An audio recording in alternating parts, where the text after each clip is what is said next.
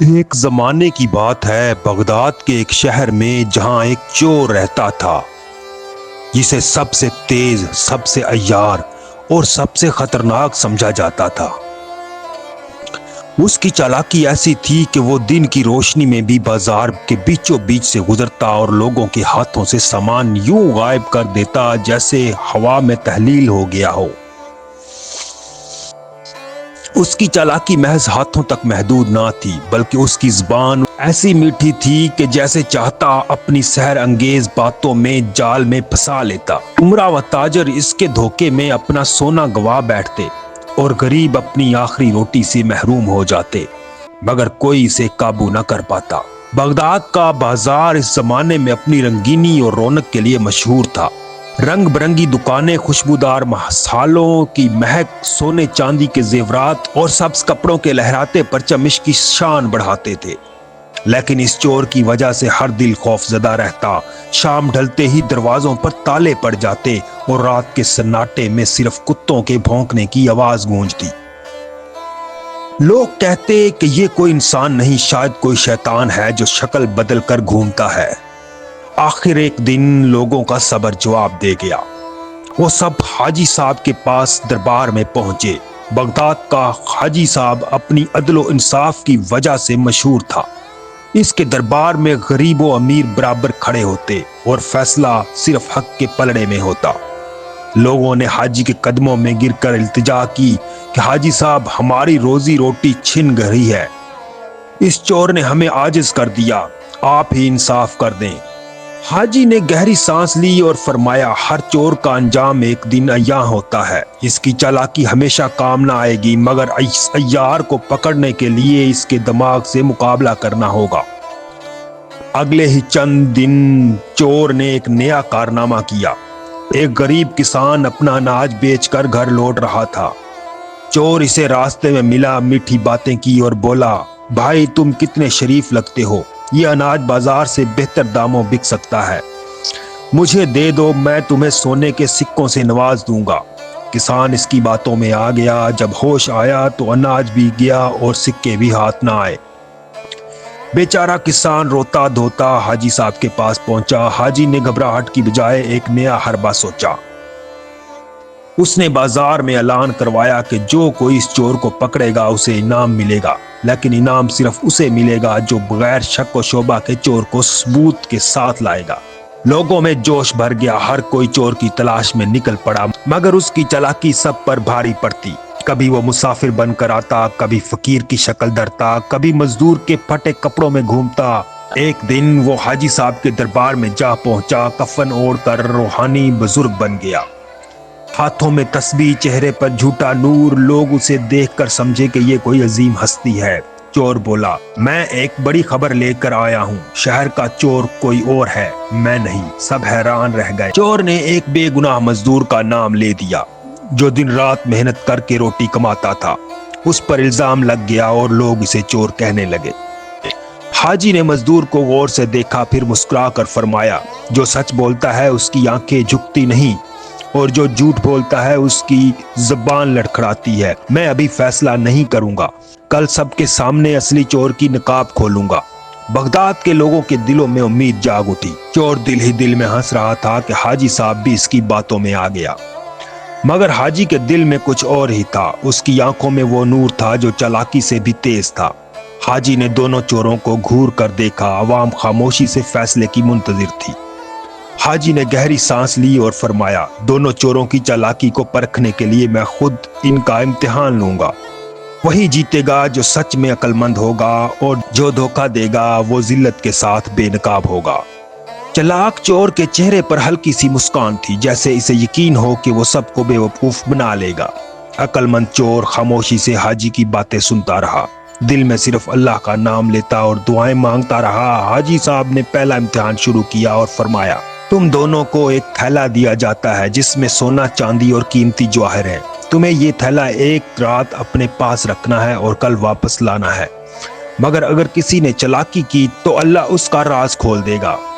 دونوں نے تھیلے قبول کی۔ عقل مند چور نے تھیلا سنبھال کر اپنے گھر کے ایک کونے میں سجدہ کرتے ہوئے رکھ دیا اور رات بھر عبادت میں مشغول رہا، دعا مانگتا رہا کہ اللہ اس کی عزت بچائے۔ چلاک چور نے تھیلا کھولا، سونا اور جوہر نکالے اور سوچا کہ صبح وہ اسے کسی دوسرے تھیلے سے بدل دے گا۔ اس نے رات بھر دھوکے کے جال بنا اور ایک جعلی تھیلا تیار کر لیا۔ صبح دونوں حاجی صاحب کے سامنے پیش ہوئے۔ عقل مند چور نے اپنا تھیلا واپس کیا، چالاک چور نے بھی اپنا تھیلا واپس کیا۔ حاجی نے پہلے عقل مند چور کا تھیلا کھولا، اندر سب کچھ ویسا ہی تھا جیسا دیا گیا تھا۔ حاجی صاحب مسکرائے اور فرمایا، یہ چور صرف چور نہیں، انسانیت کا طالب بھی ہے۔ اس نے امانت کی حفاظت کی۔ پھر چالاک چور کا تھیلا کھولا گیا، اندر پتھر، تنکے اور پرانے سکے نکلے۔ عوام میں شور اٹھا، وہ لوگ چیخنے لگے، واہ رے دھوکے باز، تو نے حاجی صاحب کی دی ہوئی امانت میں بھی چالاکی کی۔ چالاک چور کھڑا ہو گیا مگر فوراً بولا، حاجی صاحب یہ سب عقل مند چور کی سازش ہے، اس نے رات کو میرا تھیلا بدل دیا، میں بے گناہ ہوں، اللہ کی قسم۔ عوام دو حصوں میں بٹ گئی، کچھ اس کی باتوں پر یقین کرنے لگے، کچھ اسے جھوٹا سمجھنے لگے۔ حاجی نے دیکھا کہ تنازع بڑھ رہا ہے، اس نے ہاتھ اٹھا کر سب کو خاموش کیا اور فرمایا، اب وقت ہے کہ اصلی اور نقلی کی آزمائش کو اور گہرا کیا جائے۔ کل تم دونوں کو ایک سفر پر بھیجا جائے گا جہاں تمہیں بڑے امتحان سے گزرنا ہوگا، جو سچا ہوگا وہی کامیاب ہوگا۔ اس رات چلاک چور نے سوچا کہ سفر میں وہ عقل مند چور کو پھنسانے گا۔ عقل مند چور نے سجدے میں گر کر اللہ سے دعا مانگی، یا اللہ حق کو ظاہر کر اور باطل کو رسوا فرما۔ اگلی صبح حاجی نے دونوں کو بلا کر فرمایا، تمہیں ایک دور دراز گاؤں میں بھیجا جائے گا، وہاں ایک بوڑھا تاجر ہے جو دو چوروں سے پریشان ہے، تم دونوں کو اس کی دولت کی حفاظت کرنی ہے، جو ایماندار ہوگا وہی امتحان پاس کرے گا۔ دونوں روانہ ہوئے، راستے میں چلاک چور نے اپنی پوری چال چلی۔ اس نے عقل مند چور سے کہا، بھائی ہمیں مل کر کام کرنا چاہیے، اگر ہم لڑے تو حاجی ہمیں چور سمجھے گا، آؤ مل کر تاجر کی دولت بچائیں۔ عقل مند چور نے دل میں سمجھ لیا کہ یہ نئی چال ہے، مگر خاموش رہا اور اللہ پر بھروسہ رکھا۔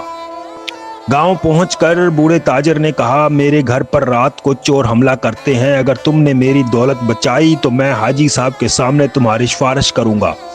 رات کو جب سب سو رہے تھے، چلاک چور چپکے سے اٹھا، تاجر کے خزانے سے سونا نکالا اور عقل مند چور کے تھیلے میں چھپا دیا۔ صبح تاجر نے دیکھا کہ خزانہ خالی ہے، دونوں کو بلا لیا۔ چلاک چور مسکراتے ہوئے بولا، دیکھو یہ عقل مند چور ہی اصلی چور ہے، میں نے رات کو اسے خزانے کے پاس گھستے دیکھا، اس کے تھیلے کی تلاشی لو، سونا ملے گا۔ تلاشی لی گئی تو سونا عقل مند چور کے تھیلے سے نکلا۔ عوام چیخ اٹھی، پکڑو اسے، یہ سب سے بڑا دھوکے باز ہے۔ عقل مند چور خاموشی سے آنسو بھری آنکھوں کے ساتھ اللہ سے دعا مانگتا رہا۔ چلاک چور کی مسکان اور چمک اٹھی، اسے یقین تھا کہ سب اس کے ساتھ ہیں، مگر اسے کیا خبر تھی کہ حاجی نے ایک خاص آدمی کو رات بھر تاجر کے گھر کی نگرانی کے لیے رکھا تھا۔ بغداد کی عدالت میں جب سب جمع ہوئے، حاجی کی کرسی کے سامنے دونوں چور کھڑے تھے۔ چلاک چور کے چہرے پر اب بھی مسکان تھی، جیسے اسے یقین ہو کہ وہ جیت جائے گا۔ عقل مند چور خاموش تھا، مگر اس کی آنکھوں میں ایمان کی روشنی جگمگا رہی تھی۔ حاجی نے بلند آواز میں فرمایا، دونوں چور اپنی دلیل پیش کریں۔ چلاک چور نے زمین کو چوما اور بولا، حاجی صاحب میں بے گناہ ہوں، یہ دوسرا چور سب کچھ اپنی جیب میں چھپاتا رہا، مجھے بیوقوف بنانے کی کوشش کی گئی، آپ انصاف کریں۔ عقل مند چور نے آہستہ سے کہا، حاجی صاحب میں زیادہ بولنا نہیں چاہتا، بس یہ عرض کرتا ہوں کہ سچے انسان کی آنکھوں کا نور اور دل کا سکون سب کو نظر آتا ہے، اور جو جھوٹ بولتا ہے اس کا ہر لفظ خود گواہی دیتا ہے۔ حاجی نے گہری سوچ میں ڈوب کر چلاک چور کی طرف دیکھا اور فرمایا، ہم تمہاری آزمائش کریں گے، تم کہتے ہو کہ تمہارے پاس کچھ نہیں، تو پھر یہ بتاؤ کل رات جب تم نے تالا توڑا اس پر تمہاری انگلیوں کے نشان کہاں سے آئے؟ یہ سنتے ہی چلاک چور کا رنگ اڑ گیا، اسے سمجھ نہ آیا کہ حاجی کو نشانات کا کیسے پتا چلا۔ دراصل حاجی نے ایک دن پہلے ہی ثبوت جمع کر لیے تھے، مگر خاموش رہے تاکہ چور اپنے جھوٹ میں پھنس جائے۔ چلاک چور ادھر ادھر دیکھنے لگا، اس کے ہونٹ کانپنے لگے، وہ چیخا، یہ سب جھوٹ ہے۔ حاجی نے ہاتھ اٹھایا اور فرمایا، جھوٹ ہمیشہ جھوٹ ہی رہتا ہے، سچ چاند کی مانند ہے جو بادل کے پیچھے بھی چمکتا ہے۔ عقل مند چور نے سچ بولا اور تم نے جھوٹ سے اپنا سودا کیا۔ آج عدالت کا فیصلہ ہے کہ تمہیں شہر سے نکال دیا جائے، تیری چالاکی تجھ پر ہی الٹ پڑی۔ لوگ تالیاں بجانے لگے، مگر کچھ چلاک چور کی حالت دیکھ کر رونا شروع ہو گئے۔ اسے شہر سے نکال دیا گیا۔ دوسری طرف حاجی نے عقل مند چور کو بلایا اور فرمایا، تم نے صبر اور سچائی اور عقل مندی کا ثبوت دیا، اب سے شہر کی تاج کی حفاظت کا ذمہ تمہیں سونپا جاتا ہے، یہ تیری امانت ہے۔ عقل مند چور کی آنکھوں میں آنسو آ گئے، اس نے کہا، حاجی صاحب میں چور تھا، مگر آج سمجھ گیا کہ سب سے بڑی دولت سچائی ہے، میں وعدہ کرتا ہوں کہ اپنی زندگی لوگوں کی خدمت کروں گا۔ لوگ اسے عزت سے گھر لے گئے۔ شہر میں دنوں تک اس واقعے کا ذکر ہوتا رہا۔ یوں بغداد کے اس شہر کو ایک گہرا سبق ملا کہ چالاکی کا انجام رسوائی ہے اور عقل مندی اور سچائی کا نتیجہ عزت اور سکون ہے۔ اگر آپ کو یہ کہانی پسند آئی ہے تو اس ویڈیو کو لائک کریں، اچھا سا کمنٹ کریں اور ہمارے چینل کو سبسکرائب کریں۔ بہت شکریہ۔